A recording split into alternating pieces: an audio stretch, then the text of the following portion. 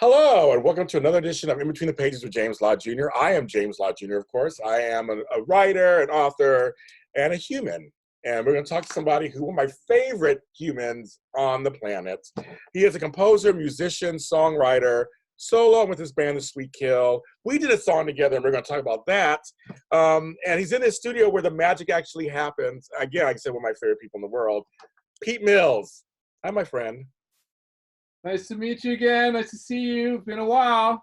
Yeah, it has been last year, and we actually were talking about getting together to meet up, and then of course the virus stuff happened, and that just kind of derailed a lot of stuff. But I want to ask you, I'm asking everybody just from the beginning, how are you doing?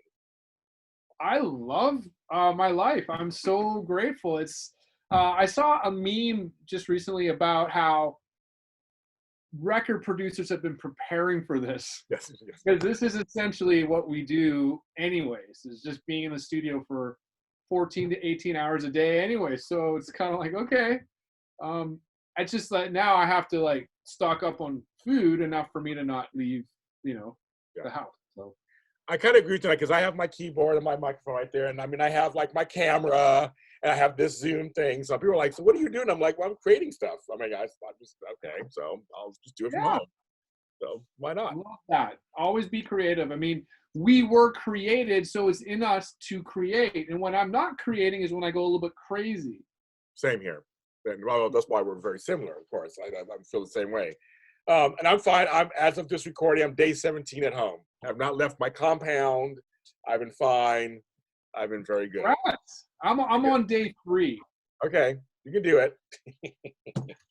Well, you're leading the way. You're paving the way, so keep it up. I'm doing what they asked me to do. And I don't want it. I don't want it. So I'm like, I'm fine. And I'm very fortunate. Like, you live in a great place. I live in a great place. I'm very fortunate to have a place like this. I have a yard. So I can go outside. Like, I'm very, very fortunate. I don't take it for granted. So, I mean, I don't. So they say you don't have to leave, then I really don't have to leave. I mean, I don't. Yeah, my cousins live in New York, and they are not leaving their house at all. I know New York is bad. Yeah, he's bad got. there. Yeah, there's a family of two little boys, and they're just like, yeah, we play soccer in the backyard, but that's about it. So it's really crazy.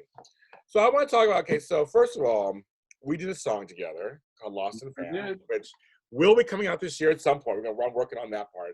And I'm very proud of the song because whoever I played it for just loves it to death.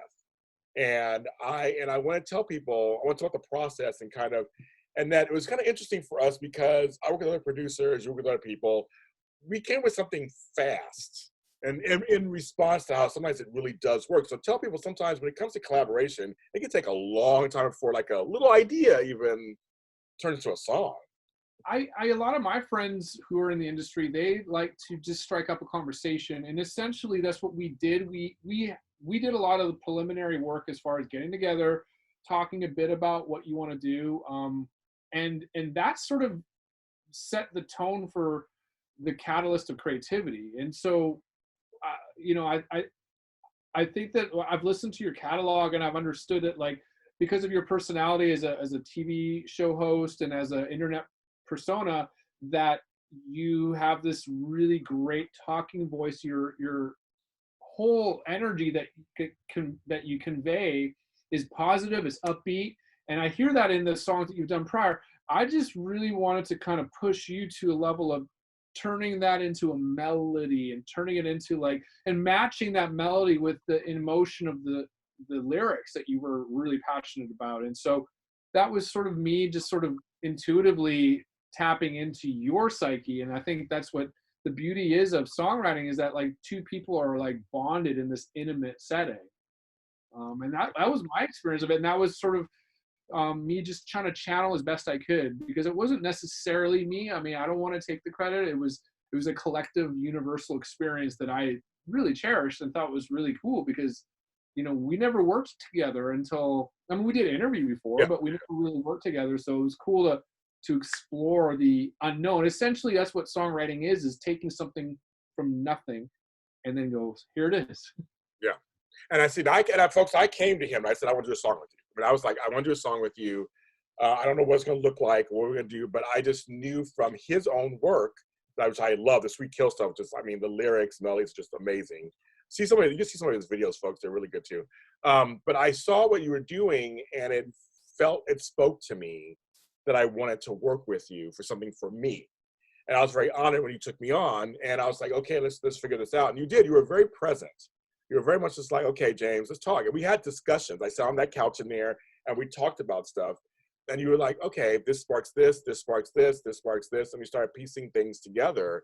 And so it did feel like you were there. It felt like you were there, and you were very supporting in what I was saying in terms of like just who I was personally. And then it was like, okay, can we turn this into something that's interesting on a song?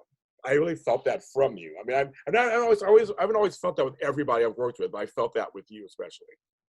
Oh, wow. Well, I appreciate that. It was a really intimate experience. I mean, you were talking about some really heavy subject matter. It's a bittersweet kind of melody. It's a bittersweet kind of tone, because it touches on a lot of like your past and overcoming certain issues. And so it's like, and it has that laissez-faire fun thing that you exhibit as well. Yeah. So hence the bittersweetness, right? So those are like my kind of songs, I know.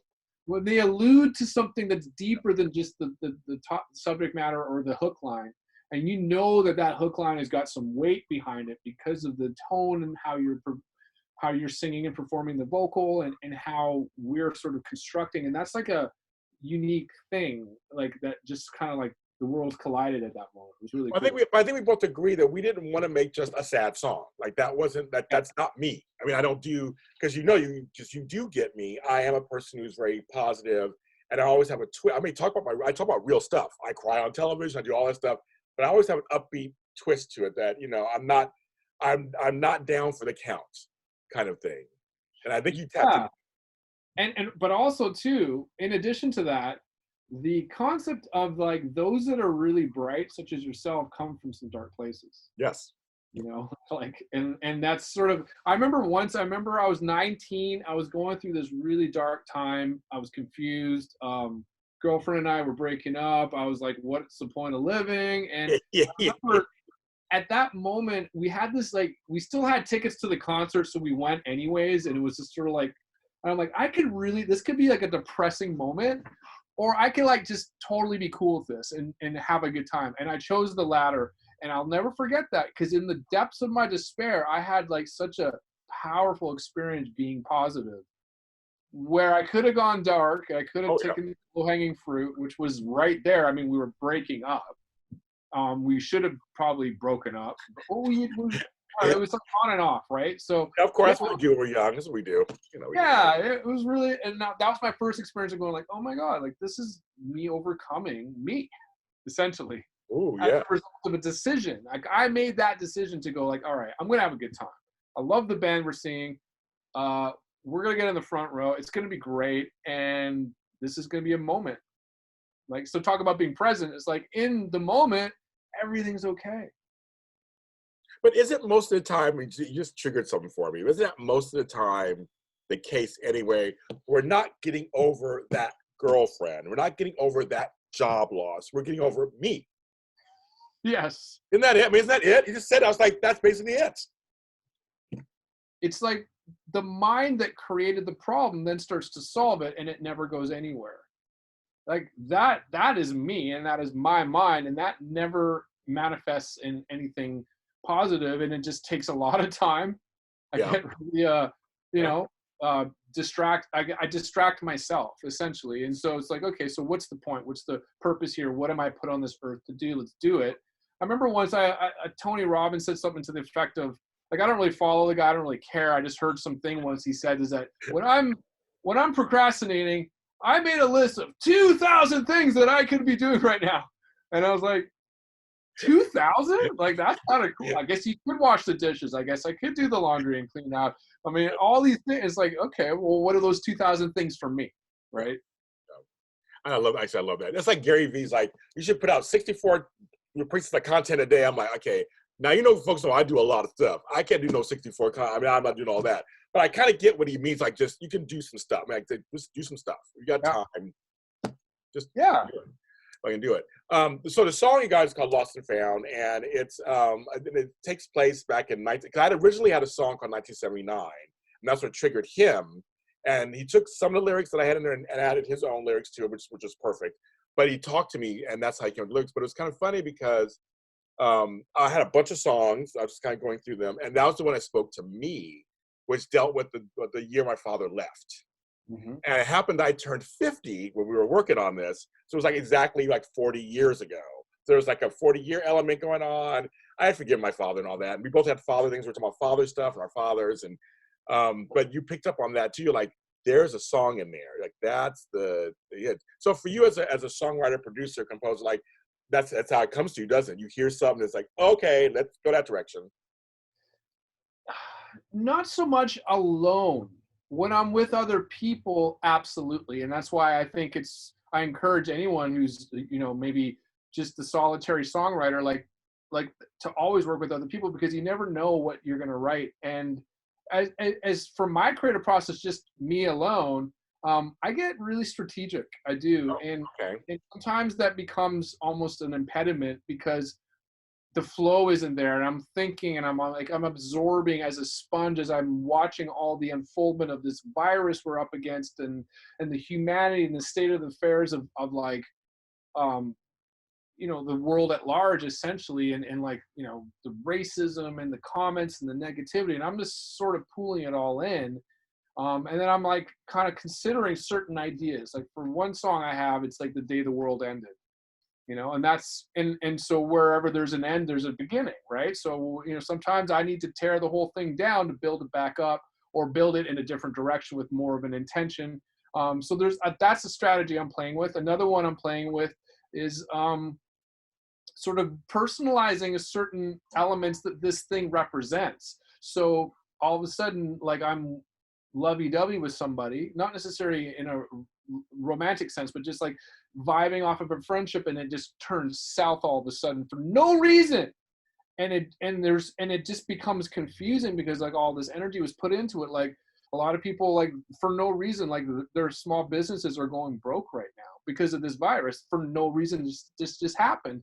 So I'm sort of starting to also strategize about like, well, what would that mean to me on a personal level with that last relationship or that last friendship or whatever. So I'm like, that's sort of, and I'm humming and hawing, and I'm like, what I'm going to do is I'm going to get playful in the studio. I'm going to get playful with technology and embracing a lot of new trends and stuff like that, just for the fun of it, and then see what emotion aligns with that music, and vice versa. So that's me as an individual who has the capacity to like, come up with beats and be a producer and having engineering skills and multi-instrumentalist and all that. That's so the cross that I bear is that because I can do so much, it's like, where do I focus it, right? So then as a creative songwriter, which has nothing to do with me as an engineer, producer, instrumentalist, right? That's where I get to play and have fun.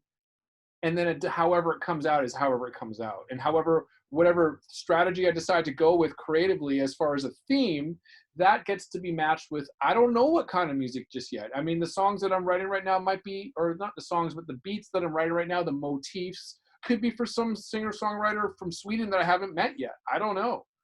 But that's sort of like, that's the cross that I bear. But when I'm with somebody such as yourself, and you have an idea and it starts to resonate with my heart, and then I start to like piggyback off of that, that's where it escalates into what it is that, that song's culmination. That's how it felt. And I'll tell you, so the other thing that Mr. Pete Mills got me to do was to sing in a key I never sang in before. And that was something that I was like, I told him, give me a challenge. I'm like, I'm ready to challenge. I mean, I was like, whatever you want me to do. I was very open. I'm a very open person. So I was like, I'm a pretty fearless person anyway, in how I approach things. A lot of people know that already. But I was like, okay, well, let's try that. Because I mean, I have this deep voice. Everybody knows this, and I have a deep voice and everything. But we didn't want to go that direction. He wanted to go a different direction. And he's like, he said, trust me. And because he was so present, because you were so present, I did trust you. I was like, okay, do it. And he's going to make it sound good, I'm sure. And which he did. But it was interesting because I remember standing next to you right over there. Now, if you're listening to this on a podcast, it's over there. I'm up there. We're doing some takes of it and everything. And we were looking over, just looking over a little bit, and you were into it with me, and you would start the song again, that part again, and you were like encouraging. You were like, okay, James, you can just do it. And you're like, and you were getting the phrasing out because you had a certain phrasing you had to do and a certain cadence we were doing it. And I just love that encourage. You were the cheerleader, just like, okay, James, not like, that was horrible, James. Try it again. Like you were very much a cheerleader, and I love that part because it got me to get the voice up there and do what I had to do, so you could work with it. The secret behind that, James, is I didn't have that when I first started singing. I had the opposite of that. I had that because a lot of people like fear that person that they're working with is going to become judgmental or like irritated or angry. Yes. And that's what happened to me. So that's sort of why I got into recording. One of the many reasons why is because I wanted to never be in that position ever again. And so whenever I'm with anybody, it's like, I've heard outtakes from some seriously talented people that are them they're finding the lyric, or they're finding the hook, or they're finding the melody. And it doesn't sound as graceful as it does when they finally do find it and execute it after repetition. And so that sort of demystified that I have to be perfect right out of the gate. And it gave me the ability to forgive myself if I am a little pitchy, or I'm not quite there just yet as far as the phrasing or the delivery. And then I kind of started realizing like the studio is its own tool. It's its own instrument. It has nothing to do with perfection. It's everything but, and it's about refinement. And I remember I have this vocal coach, Katie Riggs, whose dad was Seth Riggs, who coached Michael Jackson. So she grew up with Michael Jackson in her living room every day. And I got her when she came over once to help me with some lyrics, or help me with some melodies, sorry. And I go, can you just call your dad right now? I have a few questions. And I wrote them out. She put them on speaker. And I go, and one of the questions was, how many times does MJ sing a lyric or sing a couple lines or whatever? And he goes, hundreds of times. And there is that clip of Michael Jackson singing We Are the World. Oh, yes. Over and over and over. And like, he's just amenable. Like, he's like, did you want it like that, or do you want a little bit more energy? It's like, okay, let's try it differently. And he keeps singing it over and over and over. And I was just like, right, that's what the studio is. And it's not about nailing it out of the gate. It's about just, because sometimes a perfectly sung melody may not resonate. It may not hit me. And sometimes something that's like really rough around the edges has that emotion or that grit. Or sometimes that thing that's really rough around the edges needs a little more refinement as far as the melodic approach. But it's like, it's never one or the other. It's somewhere in between. That makes sense. Yeah. I also would think that sometimes rough is good too. Maybe they like, I never thought of it that way. And so every take you do, you probably hear, go, oh, I like what you did there. Like you were telling me, I like what you did there, James. That was good. Okay. And I was like, okay. And then we try something else. And like, I guess, and I saw you work, you piece it together. Yeah, that's where you have more stuff to work with, I guess. Almost like an editor. And piecing it together is really fun for me, but also it's like, we may not get it right out of the gate either, right? So there's round one and there's round two, and that's just generally because like recordings are for life. They're not like some temporary, like, hey, yeah, once I could have done that better. It's like, no, you do the best you absolutely can. And then the universe gives you the result. What would, if someone said okay, Pete Mills, can you describe what the studio means to you in a paragraph? Like, what would you say?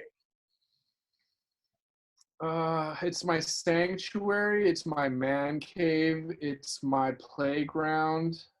And I am grateful every single day to have these tools available to me as a result of the hard work that I put in over the years. I'm a gear hoarder in the sense that I'm always trying to rebuild and upgrade and make things like as best as they can sound. And with the instruments to the microphones, to the software, to the hardware, I mean,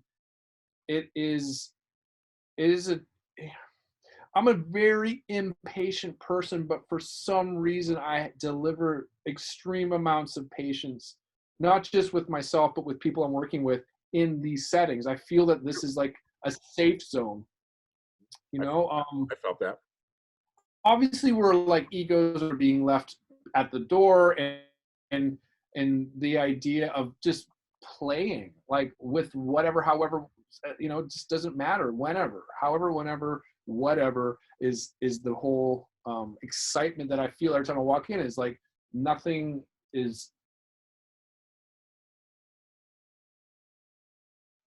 So now with the Sweet Kill stuff, because it's very melodic, I love the lyrics, I love the music. To me, it's very visual when I listen to it. I mean, you've done some videos for the songs, but even without the videos, being visual. Are you working on any more Sweet Kill songs? Like, what's going on with that project? Well, I just released an album November 15th of last year, and I've just completed shooting the last video for that album. I've done a video for the song Burn. I've done a video for the song Night Terror Creeper. And the final video is for a song called Explode. And so Explode to me is where I'm going to be picking, like, that's out of the 11 songs, Explode is number 10. And the reason for that is I wanted to sort of take people on a journey from start to finish to sort of say, this is where I'm going, this is where I'm heading. And it's way more dark wave, it's way more minimal, it's way less produced. I think there's one synth track on Explode. Oh, wow. But it's very post-punk, dark wave. And the new music I'm writing right now is I'm going for minimal. I'm going for that simplistic, because I mean, the Love and Death EP in Neon Black, highly, heavily produced, and I'm that's cool, but also a good sign of a producer is somebody who has the ability to go the other direction as well. And so Rick Rubin is one of my heroes, and he has the ability to make something sound massive and then something sound minimal, and it has that consistency, and that's what I'm excited to deliver for the next. I don't know if it's going to be an EP or maybe some singles or an album just yet. It's going to depend on the song flow and how things can be congruent, or maybe the energy is about it not being congruent. I'm not sure just yet, but I'm excited for the content. I mean, the stuff's very personal. Oh, okay. Yeah, very personal, from breakups to society's condemnation of certain people and energies and attitudes, and like being, I'm a punk at heart. I'm an anarchist at heart. But I have a heart. So you do. So how does that all? How do those two areas coexist? Is going to be, and that's the whole purpose of the Sweet Kill, anyways. Is that it's sweetness and it's the darkness together. Everyone's got a dark side. Everyone's got a light side, and so which is going to win the battle is the wolf you feed. And so that's an old like native proverb. I love it. And that's where things are going for me creatively with the Sweet Kill at the moment. I'm really excited, and the band that I have at the moment that backs me up live is just phenomenal. This woman Khadija on guitar, this Italian guy Ricky, he's from Italy, he's got the thickest Italian accent, and apparently he makes the best carbonara. I've yet to have it yet, but he's like, I make the best carbonara. And then we got this amazing another Italian from Miami, Kane on drums. So we got Ricky, Kane, and Khadija, and live I couldn't be happier. Yeah, that's great. It's funny how everything affects your songwriting and music. As a person, I write songs, I write books, I write poems, I do all this stuff, and it's funny how life will inform the directions you go, and how part of your past still comes in there at the same time. Yeah. You're going to something, it's coming in there too. And I was going to do this way, coming in there too at the same time. It's in there. It doesn't go, like you said, you get a punk path kind of, and I got a disco path. I'm very much like disco. Yes, and you do. So I get it. So my music, it does come through sometimes. Like it's in there. I mean, I'm feeling some type of way about something, but then I want to dance. So, like, I mean, we gotta dance, James. It's essential. Yeah, I love it. Now, one thing that's totally changed for both of us, because we're both work in performance fields, and right now that's kind of not happening. So I mean, because you play live a lot and do things like that. So I mean, right now, I mean, what did your life like change? Where in terms like within 5 days everything shut down. Did you have dates and things planned, and obviously got changed? Yeah, it's a bit of the rug got pulled out from underneath, and we had some really cool things lined up, and we had some talks with some festivals, and it's just like, yeah, like the Russians were like, I remember I was talking to the Russians in early February, saying like, all right, so like let's get some, maybe get like the festival's in June, so let's get this thing started. He's like, they were like, well, we're having a bit of an issue right now, like because they're really close to the festivals in the far regions of Russia, Vladivostok, and that's the far never east side of Russia, which is right above China. And they're like, yeah, we have some issues right now. And I'm like, what kind of issues? And like, they never responded. Now I know what they're talking about. Yes. Yeah. Wow. So yeah, so right now it's like I've been seeing people. If you see it too, you probably have, but just like all these IG lives and Facebook, people are performing now on these platforms. You know, we're here on Zoom doing this, and like this is. I mean, I wish I had stock in Zoom at this point. Everybody's going on it now. I mean, like it's crazy. I mean, have you seen any of your friends out there performing live? I mean, online and stuff, kind of doing stuff. Oh yeah, and Yeah. it's cool. Like Holy Wars are doing stuff, and I just think it's a great. I mean, what's that guy? I can't remember his name. He's like a beautiful singer songwriter. And what's that thing like? Isn't Lady Gaga and Elton John doing something like? You're all I doing think, stuff online, yeah. I think it's cool. It's like you get to be intimate. You don't have to worry about the production or the performance. Like it's just kind of like, yeah, there's like my hero. It's cool. Like, you know, there's no pyro. That's okay. You want to burn down the house. Right. Let me ask you a question. So I find that I've had to talk myself when I first started writing songs, when I first started writing books, to not censor myself and like let outside things go. Should I write that? Should I record that? Should I say that? How do you view stuff like that? I mean, are you a person who's like no censorship, record it anyway, whether you release it or not, it's fine, but still get it out? Do you feel very strongly about that? I mean, how do you deal with that? I wrote a song with a woman from Canada named Ari just recently, Okay. and she and I had the lyric was unleash it, and she's like, that kind of sounds like shit. Yeah, it does. Okay, yes. And I'm like, yeah, it does, but I don't care. And she's like, I don't know. And so we changed it to release it and I'm like, okay. So part of me, like, I could see the validity of that. Like, do I want to be having shit in the chorus? No. Yeah. Is that the hook that I want to be conveying? It's like, I see her point. So we changed it. But thematically in general, I feel that if I worry about what other people think about it, if I worry about it coming across as to this or to that, then I've already compromised its integrity. Sometimes there's like, you know, it is what it is, and I have to embrace that. Whether that song's a hit or not is none of my business. What other people think about it is none of my business. But at the same time, it's tricky because am I writing songs for me, or am I writing songs for like people to get into? And so it's tricky. And sometimes I find that, especially with social media, like the more raw things are, people like it the better. That's You true. know? Right. I had a song I did 3 years ago called My Soul Needs a Cigarette. And I remember I put it out and people were like, your soul needs a cigarette. My sister dreamt this. She was going through some stuff and she was like, and she doesn't smoke, but she's like, I dreamt that I had a cigarette and my soul needed. So I'm like, that's a song. I'm like, that's a title I wrote. You know how it happens sometimes. You're like, oh my God, that's like the greatest title ever. But then I had it sitting around for a while, the title of it, and then I had to end up writing a song, and I put it on my first album. But I remember I had some people thought they read the title first and went, that's just like smoking. Why are you promoting smoking? I'm like, okay, first of all, listen to the lyrics of the song, listen to what they're saying. Like it's not really, we're not smoking, we're not having cigarettes. But that was one of the first times I almost censored myself and didn't do it. I said, no, but I like it. I like the song. Producers and I, we like the song. Like I like it, and I think it had a powerful kind of meaning in there for somebody. And there are folks who liked it. And then that's when I realized it doesn't matter. And I know this from being on TV. Whatever you put out is open to be judged. That's just learn that, folks. Get over it.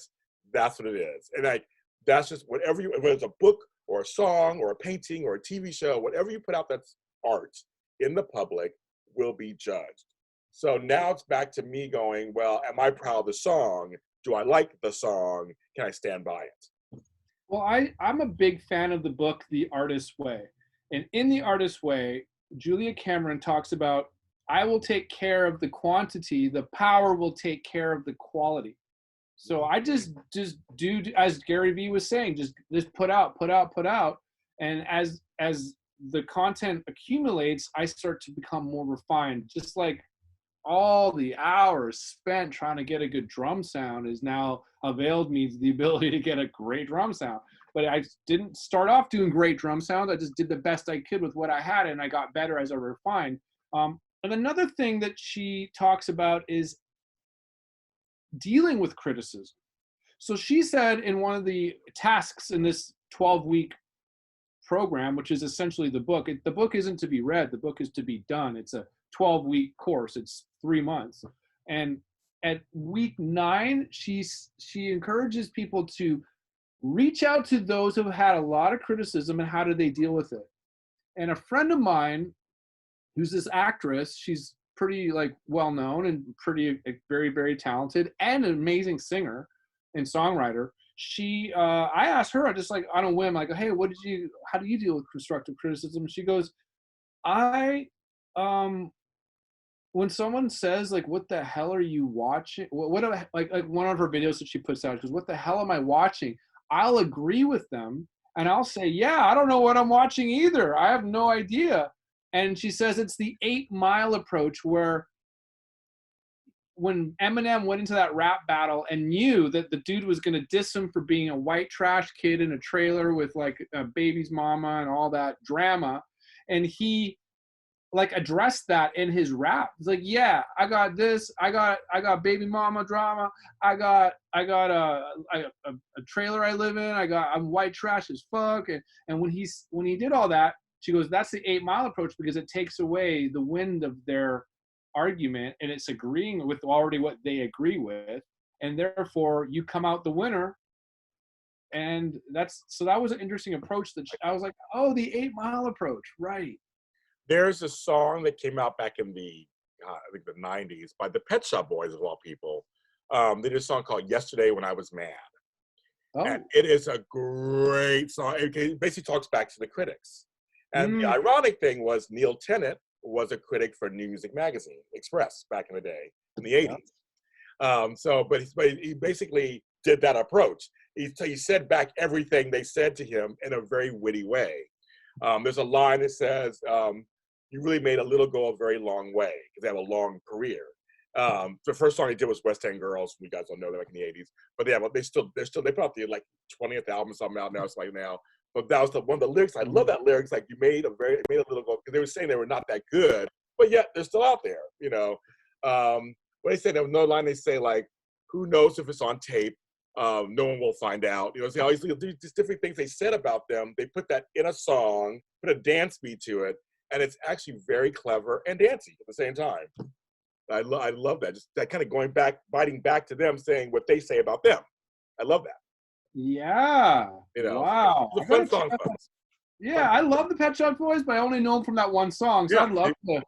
Yeah. Take a listen to that. If you're into that, take a listen to that song. So Yesterday When I Was Mad, off their album Very. 100%. And the song is very clever. It's very clever. For me, because I'm on television first, that's the first thing I did was be on television. I remember the first reviews was just like, he's so bright and bubbly. Oh my God, I love him. And I thought, is this how it always is? This is great. Oh my God, I love my life. Then I will have to admit, the first time, because you always remember your first, the first person who said that I was fat and my teeth were fucked up, I was just like, where'd that come from? Like, I was like, what? And I remember being really like devastated.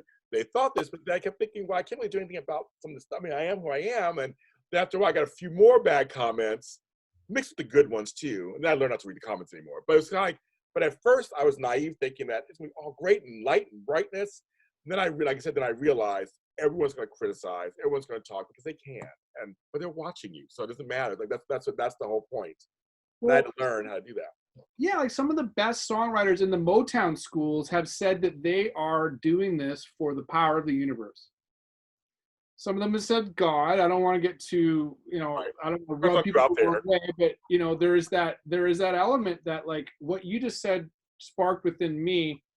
What one of my spiritual guiders has said to me is like, are you going to live your life for the approval of other people, or are you going to live your life for the divine purpose of what you've been already put out here to do for your power's purpose? And like him wording it that way kind of made me think, like, you know what? People are going to hate, people are going to love. It's none of my business either way. True. And for me, as you know, I do very many different things. I mean, I've been told many times, you can't do that. You can't do that. You can't do that. Why are you trying that? You're old. What are you doing? And then, it's like, and I'm like, I ignore it because that's your opinion. That's your stuff. I'm not bringing it on to me. And James Lott Jr. is going to do what the F he wants to. Like, I'm just going to do it because it's moving me and it makes me want to do something. If I want to try something, I'm going to try it. And I'm going to learn how to just stay over there. And I understand that's your stuff. You're coming to me with something that's about you. It has nothing to do with me. Just because I'm 40, 50 years old, why can't I do something? Like, I'm not going to worry about that. That's not going to stop me. It's like, there's no timeline on stuff. I mean, I have an aunt who's 79 years old, and she still dreams and accomplishes stuff. And she said, as long as I'm breathing, I can dream. Good night, everybody. Good night. I mean, Well said. I love her. I've never met her, but I love her. And that's essentially the spirit in which I embody whenever I walk into the studio, whenever I walk out on stage, and whenever I'm, rehearsing. Yeah. So, I mean, just for a little fun sake, who are some people you've worked with that we would know that you've had a great time working with? Sheryl Crow was incredible. Love her. Teddy Riley from Blackstreet. Yeah. What a riot. So what was that? Okay, let's stop there. What was that like? I mean, working with Teddy, because he's a legend in our New Jack and all that kind of stuff, music. Well, here's the sort of history of my studio is I am underground.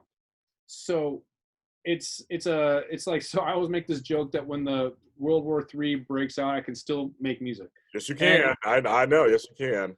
So I mean, this is before I had internet down here. He came in here. He had an award show to go to that night, so he had his assistant bring in his wardrobe. He brought in all these synths, and all of a sudden he's like, "You don't have internet? Okay, no problem." And all of a sudden there's a hotspot. Like he just like made it happen. He had like some virtual hotspot thing. I was like, wow, this is so you just enhanced my whole experience here.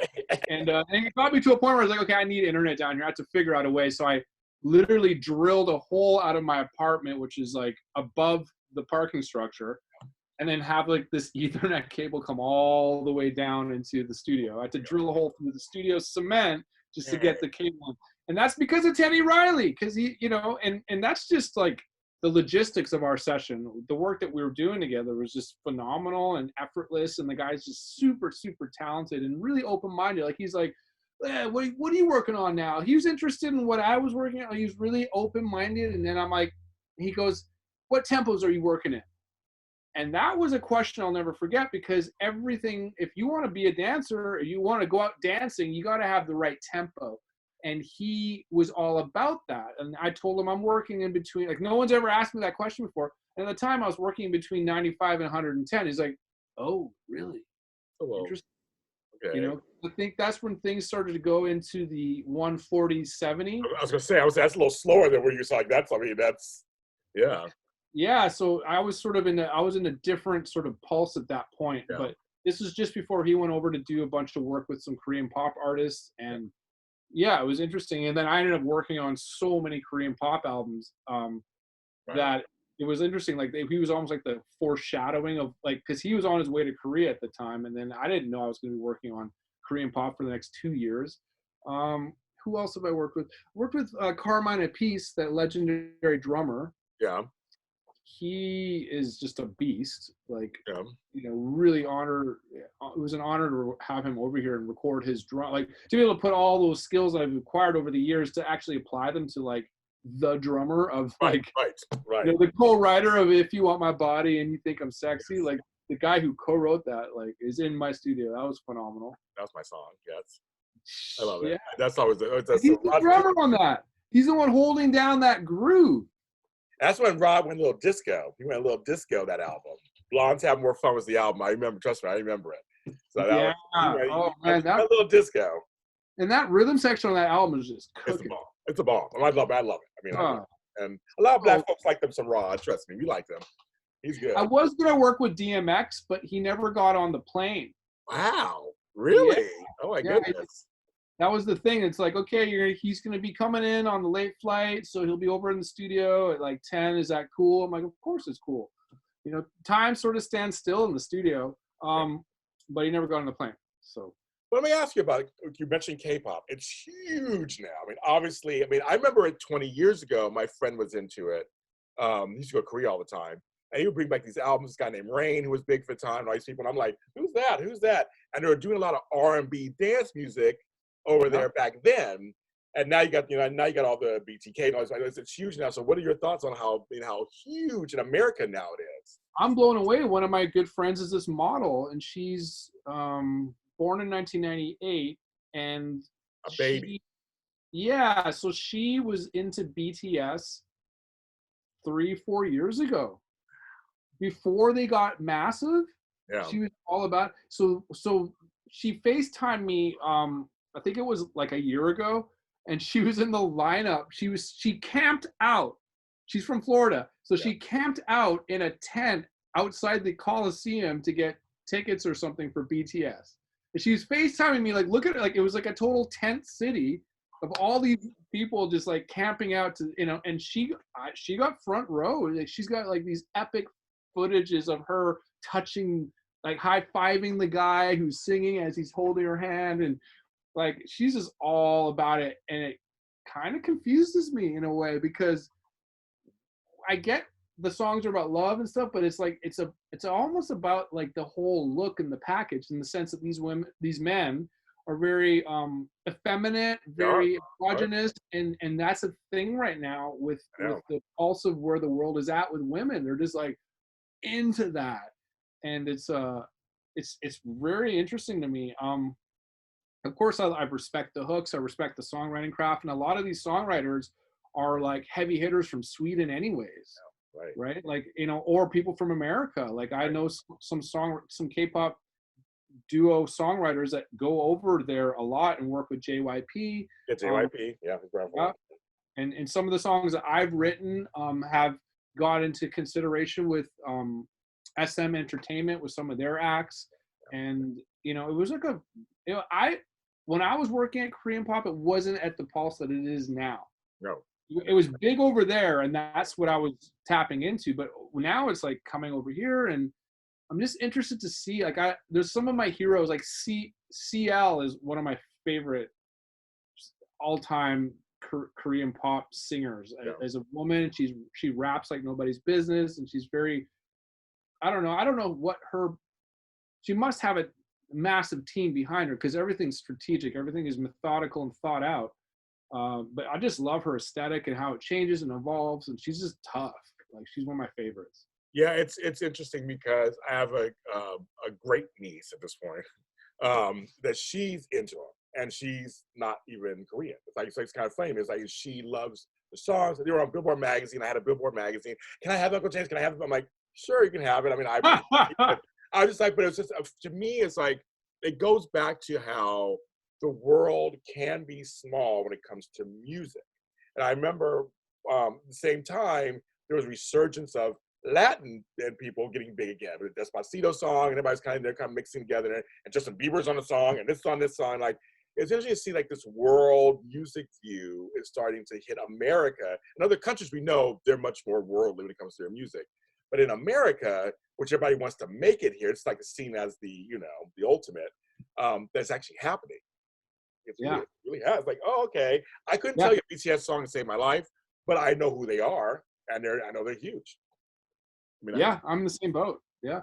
It's and you're right. The whole androgyny thing, because there's this meme that's going around about people hating on the whole gender fluidity thing and the non-gender identity stuff, and they show a meme of all our artists from the '80s, Boy George, and and it's like, and Annie Lennox, Eurythmics. They're like, yeah, you guys are worried about this, and then you had this back then. Yep. And it's kind of like the hair bands. Remember, I was on Sunset in the '80s. And men's hair was bigger than the women's.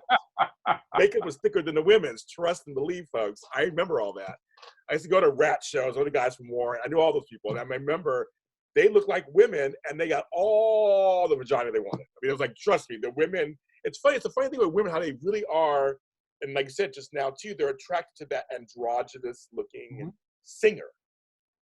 That's really well, I mean, I think BTS has 9 members, so they can take their pick of what flavor of androgyny they want. And I know for a fact that these labels are curating every individual in that band. There is an actual reason for every one of those people to be on that stage, because certain people have certain qualities that are just a little bit different than that person, and it it fills every gap and every void for whatever people's flavors are.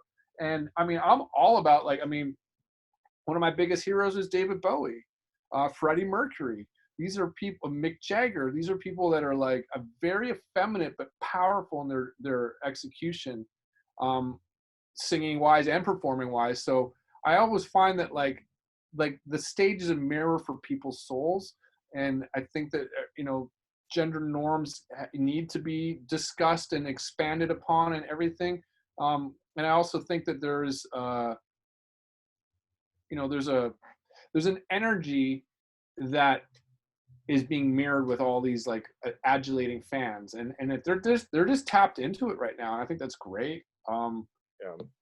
Yeah, it's interesting though, because like I don't speak Korean, right? Like I don't know I understand the tone in which they're speaking, right. And yeah.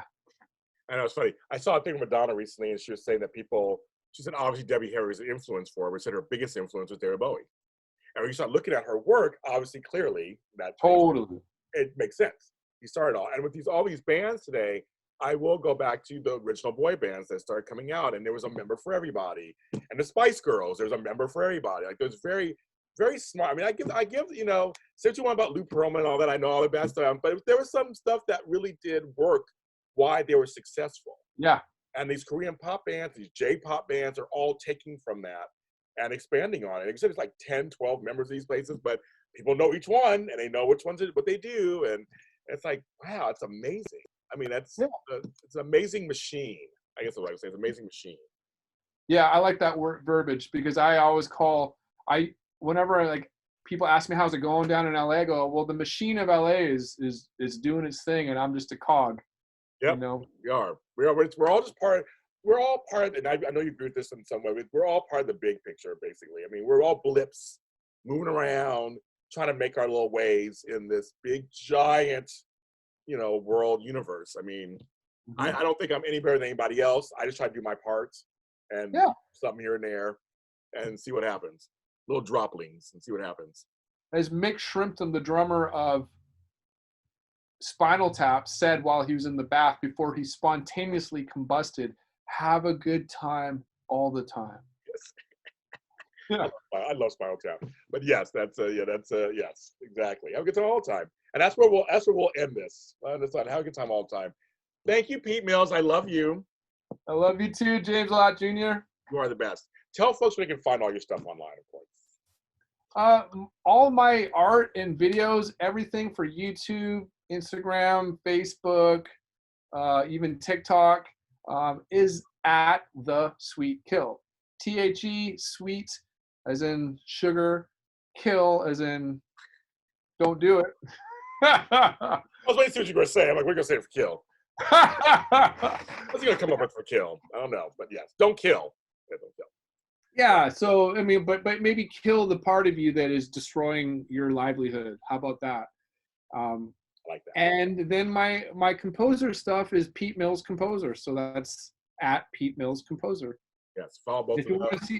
If you want to see my little dungeon of a studio, the bunker, if you will, the underground barracks of where I dream and where I play, it's the audio studio. I wanted to have the most generic name possible for the studio. the audio studio. Hey, sometimes easy, simple is good. Yeah. Trust and believe. It tells you what you do. That's what it tells you. It tells me what you do. Yeah. I love it. Exactly. Why complicate things? Yeah. Why complicate things? What you do. Keep it simple. Yes. And folks, you can follow the In Between the Pages everywhere where this podcast is. I mean, trust me, it's at Spotify, iHeartRadio, Deezer, Google. I'm trying to remember. It's Apple Podcasts. It's not iTunes anymore. All these places, just follow it, like, subscribe, comment. Facebook page is In Between the Pages, James Lott Jr. Where can you find me? Where all James Lott Jr.'s are sold at James Lott Jr. and all social media platforms. My music is everywhere also. You can go to my SoundCloud page, James Lott Jr. to hear my song I did called Homebound, because I was homebound. So we made a song one night while I was here, and you can listen to it for free. And everyone, please stay safe, stay sane, and play music.